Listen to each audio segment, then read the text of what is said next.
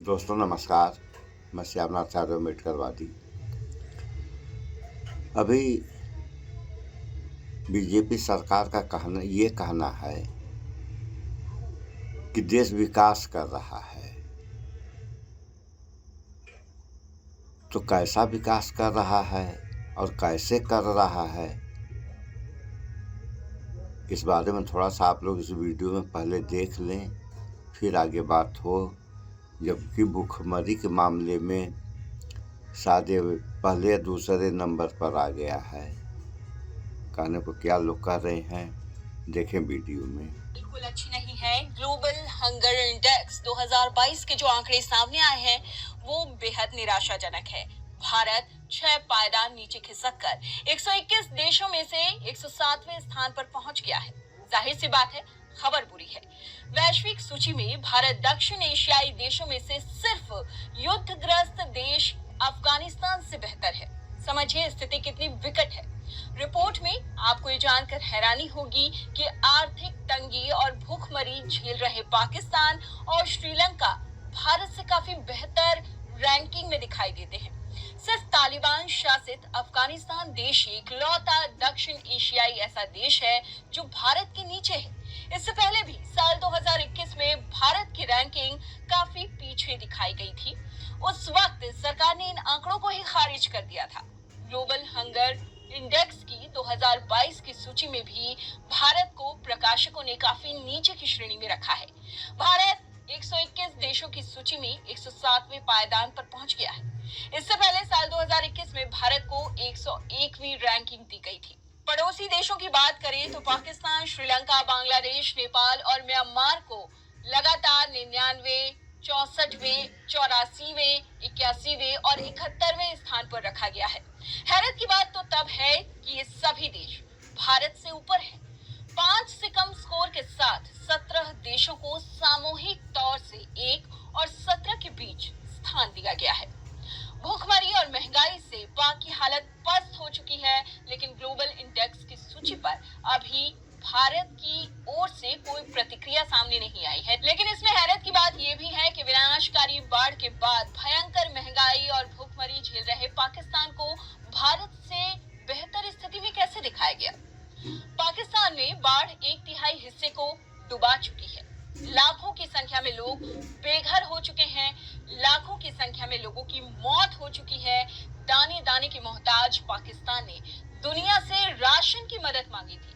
अब बात कर लेते हैं इमरजेंसी झेल चुके श्रीलंका की। भारत का एक और पड़ोसी मुल्क श्रीलंका, जिसकी हालत दुनिया में किसी से छिपी नहीं है। श्रीलंका में राष्ट्रपति के खिलाफ लोग सड़कों पर उतर गए, राष्ट्रपति भवन पर कब्जा कर लिया। पीएम आवास की बात करें तो वहां पर आग लगा दी। इस वक्त को कुछ वक्त ही गुजरा है जब श्रीलंका में दूध और फल जैसी जरूरी चीजें बेहद महंगी थी। पेट्रोल के लिए लोग कई कई दिनों तक कतारों में दिखाई दिए थे। उस वक्त भारत ने एक अच्छा पड़ोसी धर्म निभाया और श्रीलंका को राशन की खेप पहुंचाई, मदद मुहैया कराई। ग्लोबल हंगर इंडेक्स की सूची में श्रीलंका को भारत से बेहतर दिखाना बड़े सवाल खड़े करता है। अब हम आपको बताते चलते हैं कि इस रैंकिंग का आधार क्या है और किस हिसाब से हर एक देश को ये रैंकिंग दी गई है। सुन लिया आप लोगों ने, ये हाल है भारत का। और ये समाचार जो है ये लगभग 2 साल पुराना है। तो 2 साल पहले जब ये हाल थी तो इन 2 सालों में भारत अभी कितना पीछे गया, ये तो आपका रिकॉर्ड निकाला जाएगा तब मालूम पड़ेगा। और वैसे भी आप लोग देखिए कि भारत अमीरी जैसे देश अमीर गरीब होते हैं, तो 10 अमीरों की श्रेणी में भारत था, जिसे टॉप 10 कहा जाता है। तो इस टॉप 10 से भारत बाहर निकल गया। और यहाँ पे लोग पीटते हैं सरकार से लेकर के जनता तक कि विकास हो रहा है, विकास हो रहा है। वो टॉप 10 से बाहर निकल गया, यानी गरीब हो गया। और भूखमरी की कहानी आप लोग आगे देख ही लिए हैं। ये हाल होते हुए भी क्या हो रहा है, ठीक हो रहा है, विकास हो रहा है। और यही अगर विकास है तो फिर विनाश कैसा होगा? इस पर कौन विचार करेगा, सरकार या जनता? सरकार भी विचार करे, जनता भी विचार करे, क्योंकि करना तो इंसानों को है, देश करेगा नहीं। अब एक समाचार देख रहे थे, उसमें जो है भारत का पैसे वाला हिसाब जो है औसत से 1 पॉइंट नीचे है और चीन का औसत से 1 पॉइंट ऊपर है।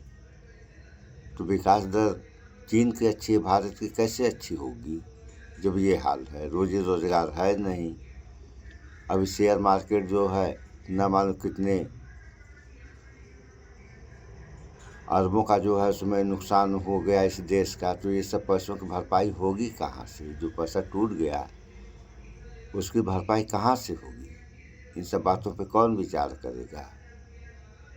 और इसके लिए ये हमारा मानना है कि व्यवस्था किसी अर्थशास्त्री के हाथ में दी जाए और वित्त मंत्री उसे बनाया जाए, ताकि देश सही रास्ते पर वो आदमी धीरे धीरे ले आएगा, चाहे कोई भी हो। तो देश से जनता है और जनता से देश है। करना जनता को है, जनता सही करेगी देश का भला होगा, अन्यथा क्या होगा ये कहने वाली बात तो है नहीं, आप सारे लोग जानते हैं। सो इस वीडियो में इतना ही। स्वच्छता अपनाएं, शुद्ध खाएं, स्वस्थ रहें, शिक्षित बने। जय विज्ञान, जय संविधान। नमस्कार।